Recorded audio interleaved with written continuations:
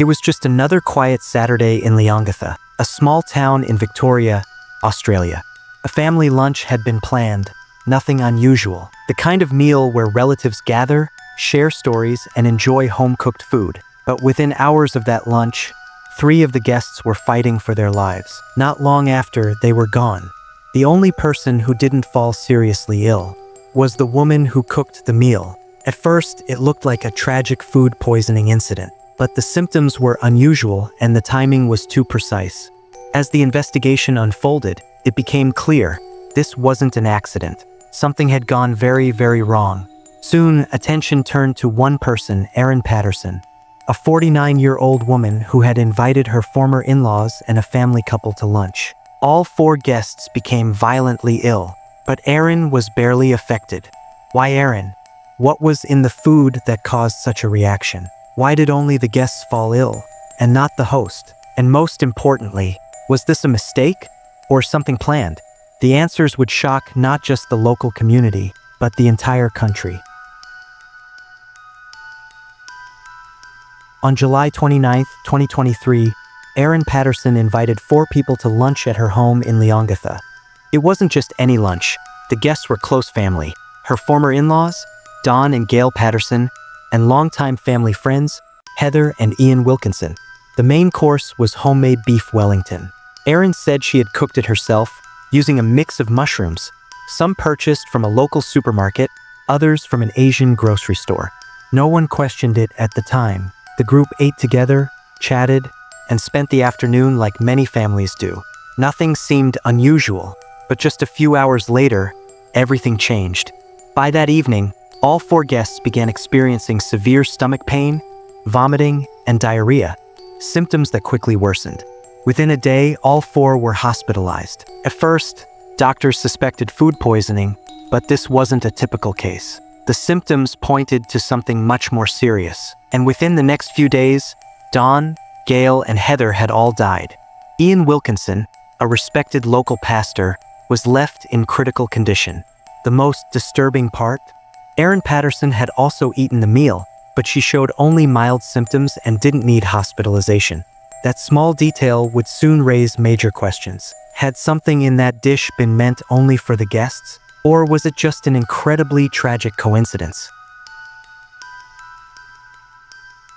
When the 4 lunch guests were rushed to the hospital, doctors immediately knew something wasn't right. The symptoms they were seeing, extreme nausea, vomiting, stomach pain, and organ distress, weren't typical of ordinary food poisoning. These were signs of something far more dangerous. Within 24 to 36 hours, the patient's conditions had rapidly declined. All showed signs of liver damage, a key indicator of poisoning by a specific and deadly toxin. Medical teams quickly ran toxicology tests. The results pointed to a rare but well-known culprit, Amanita phalloides, commonly known as the death cap mushroom. Just a small amount of this mushroom is enough to kill a person, and it's considered one of the most poisonous fungi in the world. Death caps are not native to Australia but are known to grow in parts of Victoria. They look similar to edible mushrooms, which makes them especially dangerous. As doctors worked to save the victims, the authorities were alerted. Multiple deaths from the same household meal, involving a confirmed toxin, immediately raised the alarm. Detectives from Victoria Police began treating the incident as a possible criminal case. A full investigation was launched to determine exactly how the deadly mushrooms ended up in the food, and whether it was intentional. Meanwhile, Ian Wilkinson, the only survivor, remained in intensive care. He would eventually require a liver transplant to survive. With 3 people already dead and 1 more fighting for his life, the peaceful town of Leongatha had become the center of a growing national mystery. In the early days of the investigation, Erin Patterson told police she had no idea how the mushrooms became deadly. According to her statement, she had used a combination of mushrooms, some from a supermarket and others from an Asian grocery store. She claimed she never intended to harm anyone, and even said she had eaten the same meal herself, though in smaller portions. Erin also mentioned using a food dehydrator to prepare the mushrooms, but when police asked about the device, she told them she had thrown it away. Investigators later found it dumped at a local tip. That alone raised suspicions. She initially cooperated with police, but over time, details in her account started to shift.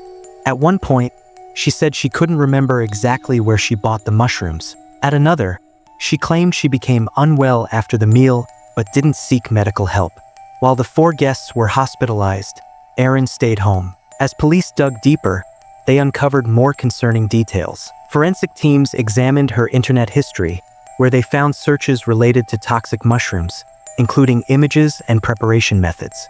Investigators believed these searches occurred before lunch. Authorities also revealed that Erin had deleted data from her mobile phone, including call logs and messages around the time of the incident. She said the deletion was accidental, a routine reset, not an attempt to hide anything.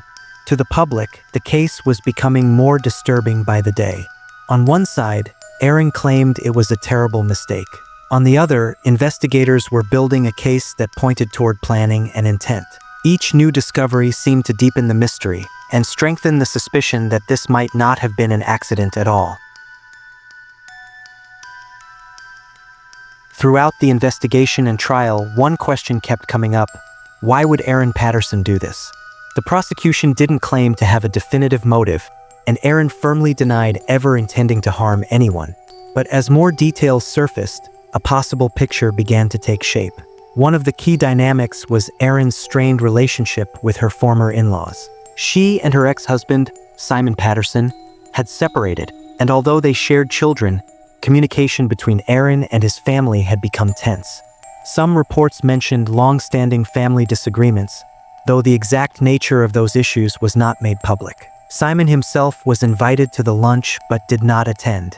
His absence would later be considered a critical detail, especially since the other 4 guests all became seriously ill.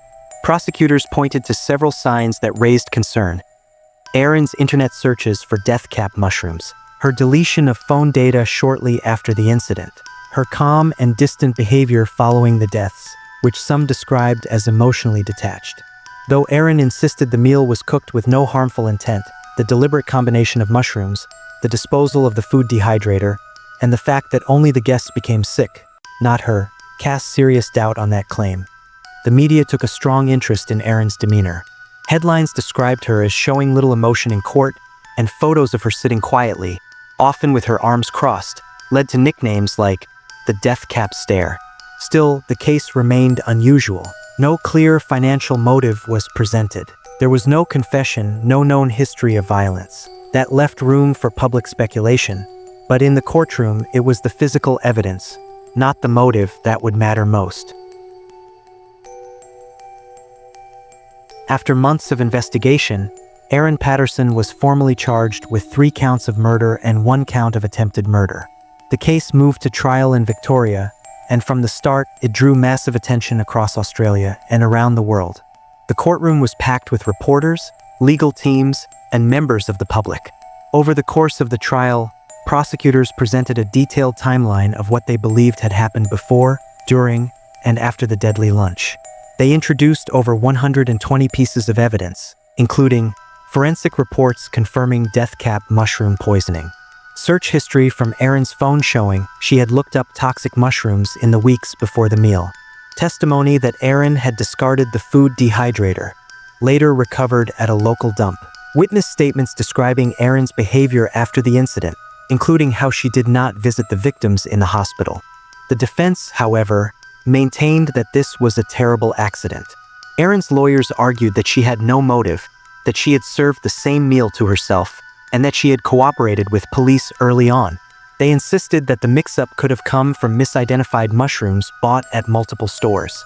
Erin also took the stand during the trial. She became emotional at times, saying she was devastated by the deaths, but still denied having any intent to harm anyone.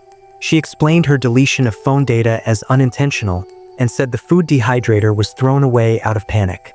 After weeks of testimony and evidence, the case was handed over to the jury. They spent several days deliberating. In the end, the jury returned a unanimous verdict: guilty on all charges, 3 counts of murder, and 1 count of attempted murder. The judge described the case as deeply disturbing, noting that the planning, the sequence of events, and Erin's actions after the meal all pointed to intentional harm. She now faces life in prison, with no chance of parole unless granted through appeal. Erin's legal team has indicated they may pursue further legal options, but as of now, the verdict stands.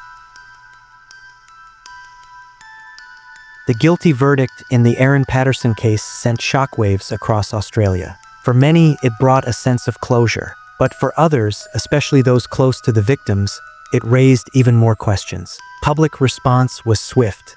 The case was covered by nearly every major media outlet, both in Australia and internationally. Social media lit up with debates over whether Erin had acted with intent, or whether she had been careless and tragically reckless. Some felt justice had been served. Others wondered how such a quiet woman with no violent history could be capable of planning such a deadly act.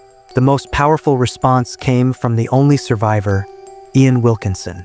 After months of recovery, including a liver transplant and extensive rehabilitation, he finally spoke publicly following the verdict. In just 8 words, he summed up what many had struggled to say: "God has brought us through this storm."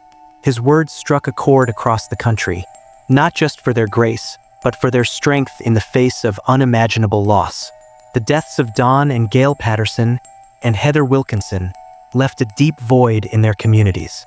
They were not just victims of a crime, they were grandparents, friends, mentors, and role models. As for Erin Patterson, she remains behind bars, now facing life in prison. Despite the verdict, one mystery still lingers. Why? No clear motive was ever confirmed. The evidence pointed to guilt, but not to reason. And that's what makes this case so haunting. Not just the outcome, but the silence that surrounds it.